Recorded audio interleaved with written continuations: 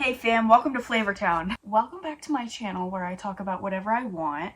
Today I decided I wanted to read some Wattpad fanfics that I found. Just some absolute gems, you know?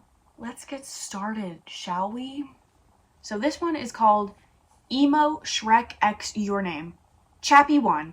Okay, so I read this part and this is like kind of irrelevant. She wants to get hired to be a dancer, but she dances for JY Poppy and he's like, no, so that's it. I've decided that YN is like really obnoxious to keep saying over and over, so I'm just gonna change it to yes, no.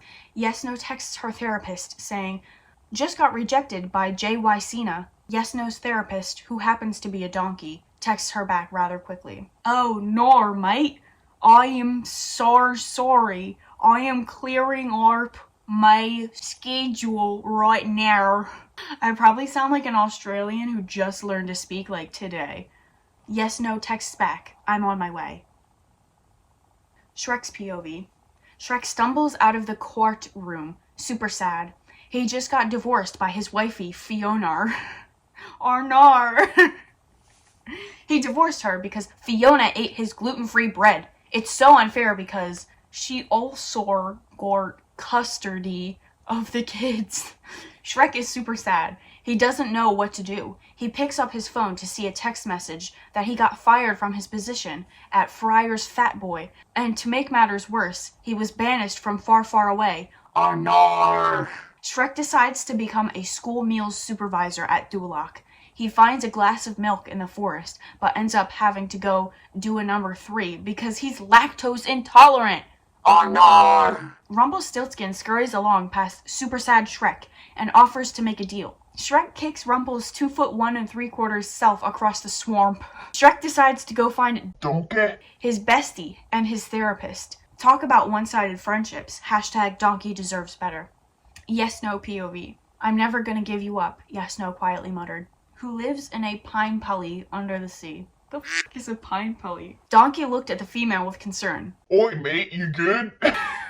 YN smoothly pushed back her new hair that was covering her whole head. No, I'm more emo than Shane Dawson now. Donkey sniffed up his croissant. You need real therapy, like JYP. You know. Right at that moment in time, the door went blasting off its hinges. Chapstick 2. Yes, no POV. Standing by the broken door was a big green walrus. He was crying. That makes no sense. Wait, since when did I have an Australian accent? Yes, no started at the walrus, who had beautiful diamond tears running down his cheeks. Donkey looked at the walrus and saw that his female client was staring hard at the thing. Her cheeks. Which cheeks? Heated up in anger as soon as it started to talk, to form words. Can it speak, she thought? Shrek POV. This tiny gray creature in front of me really seemed to care about me.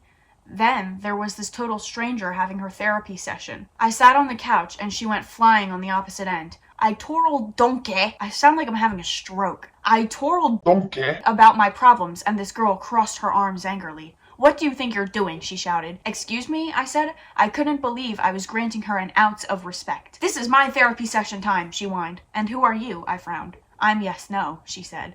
What kind of name is that? It is a pretty dumb name. I take it you're Shrek? The ugly ogre down the block? Damn. Shrek says, so I take it you live in the swamp? Yes, no says, not in yours, that would be an insult to myself. Not that great of one, if you ask me, I said, looking her up and down. Get out, she said. Or what? I said, testing his...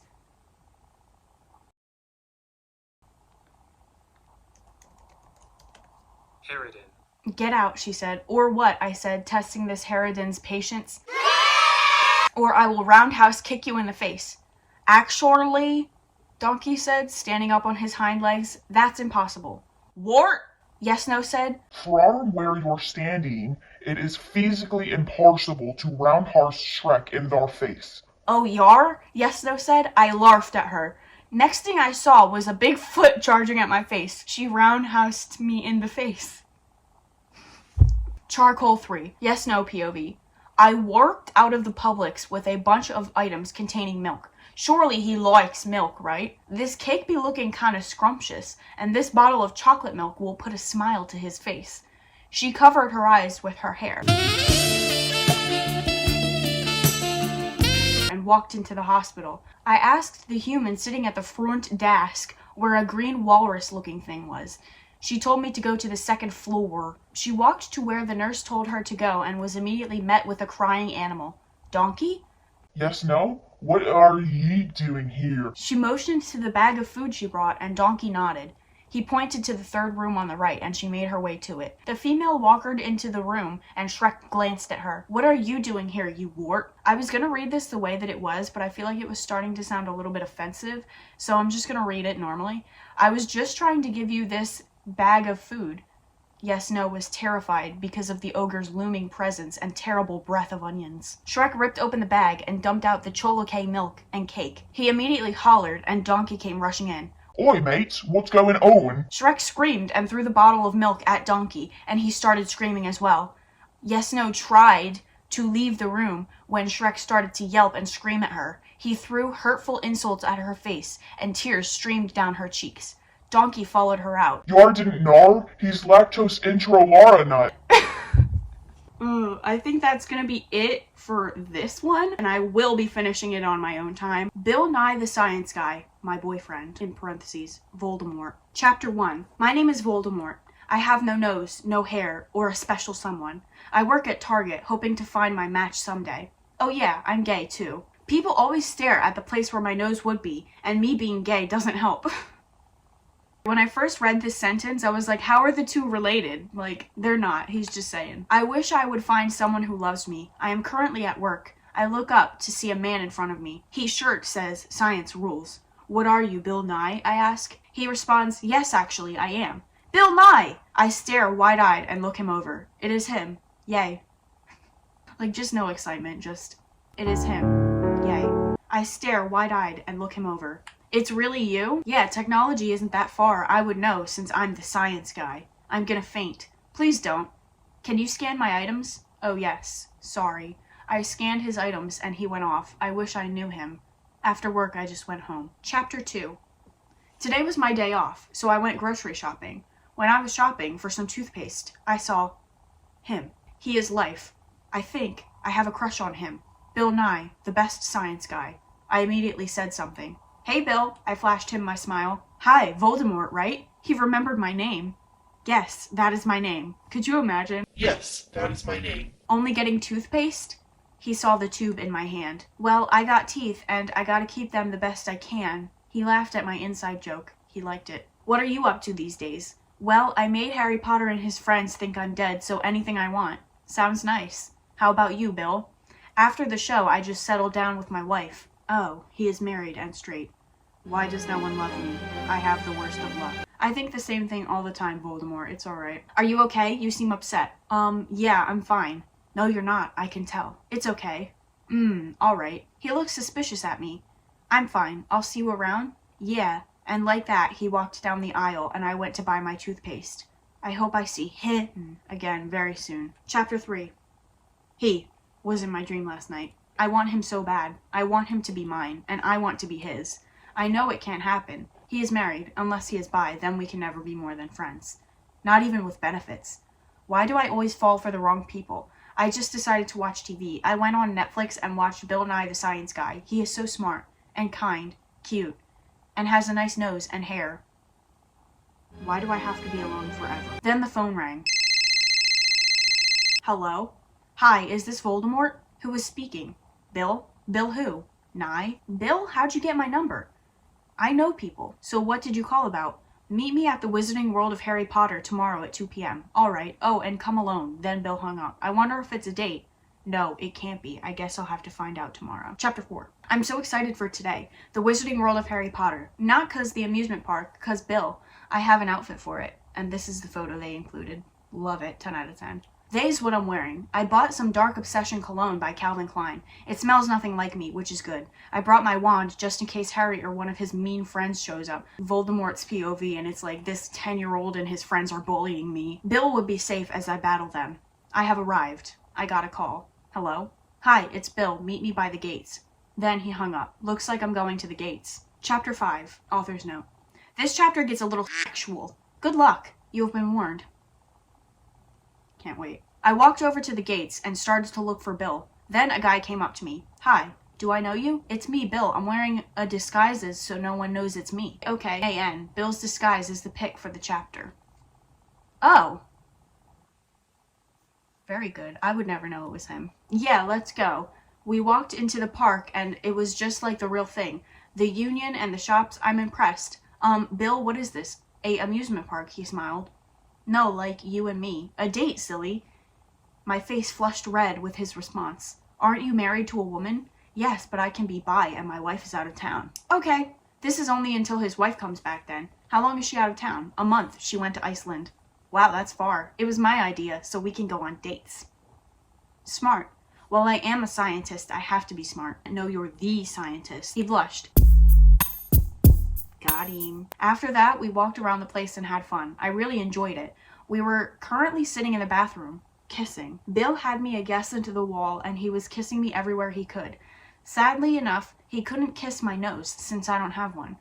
I'm pretty sure I got a few hickeys. A moan escaped from my mouth as Bill was nibbling on my ear. He laughed at my little response to his love. The park is closing in 10 minutes. There was an announcement on the speakers. Bill got off me. Come on. He grabbed my hand and we ran to the gates. We barely made it on time. Once we got out of the gates, Bill stopped and looked at me. What, did my nose cone back? No, just, you're so unique. I could tell that I blushed. He kissed my lips one last time, then left. Bye, Voldy. He got in his car and left. I went home and I couldn't sleep. Bill was in my mind all night. Wow, that sure was sexual. That was the sexualest ever. I think I'm gonna cut it there, but I have one more. This one is called Flavortown, Guy Fieri X Reader. So, very excited for that. Chapter 1, Meeting Senpai. You were in the parking lot of your favorite store, Walmart. You were tired and you had to get some groceries for the house. You stood outside and opened up the pack of cigs you had in your back pocket. You say in a low whisper. You had forgotten to buy a lighter. You put the cigarette back in its box and went back into the store. You walked up to the counter and asked for their lighters. The man at the counter was slowly reaching under the counter and pulled out the assortment of lighters they had stocked. You chose the blue one, and the man behind you said he liked the color blue as well. You turned around to see a handsome man. He has frosted tipped hair and sunglasses along with a buttoned down shirt with flames, very classy. He had the most beautiful sweat stains on his shirt. He looked like he was on crack, but you liked crazy. The amount of sweat this man had made was actually physically impossible. He seemed like the man who could take you to Flavortown. His fat rolls were gloriously sloshing.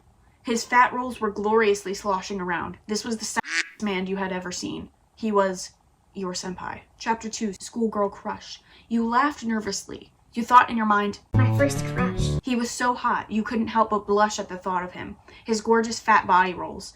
You were soon fantasizing about him. You didn't realize you hadn't gotten out of the store. You walked out of the store, still blushing intensely.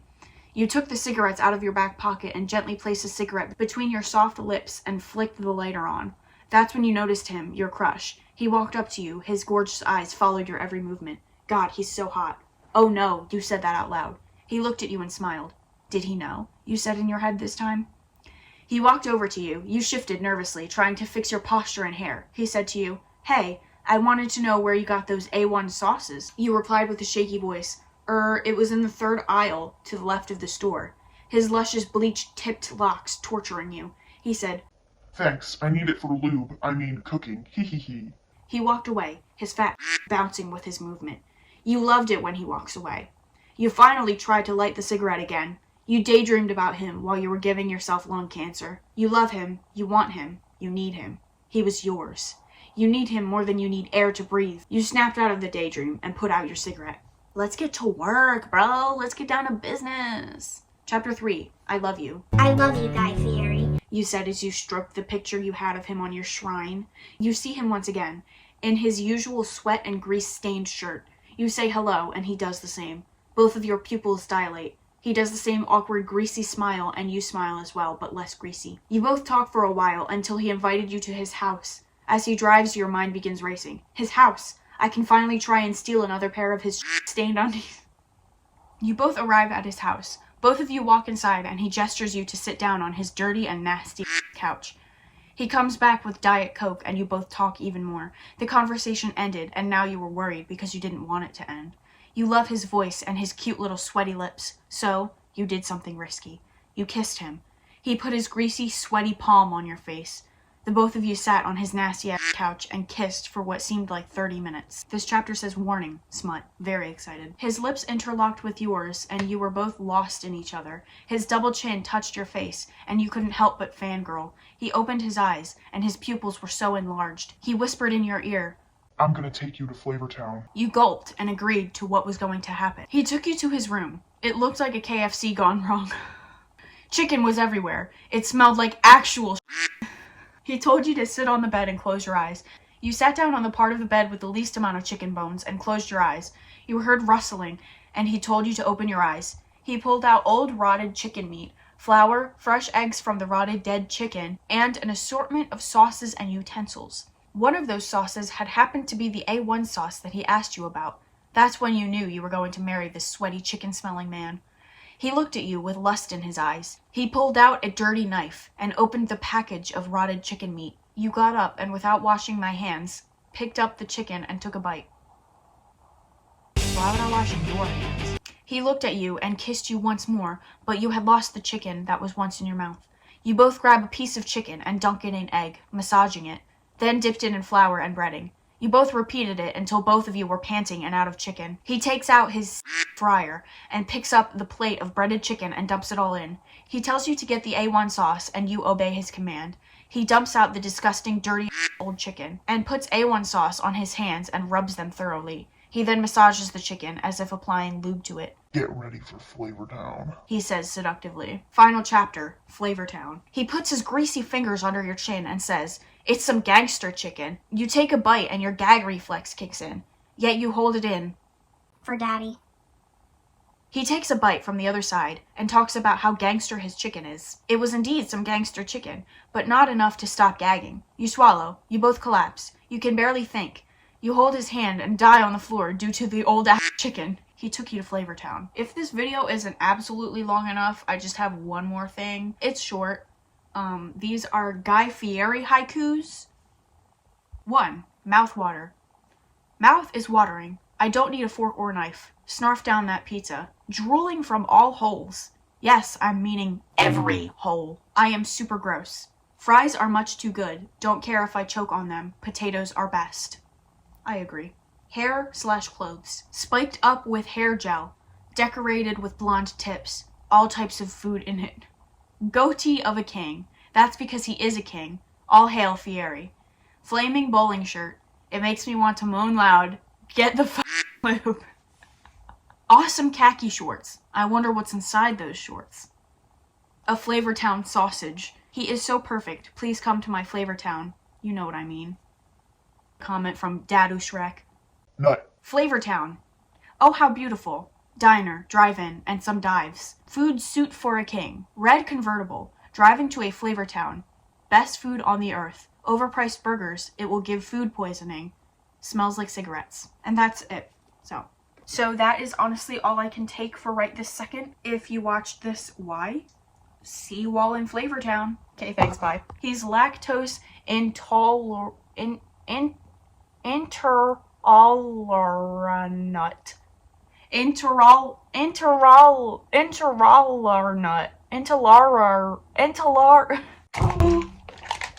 Sorry about that.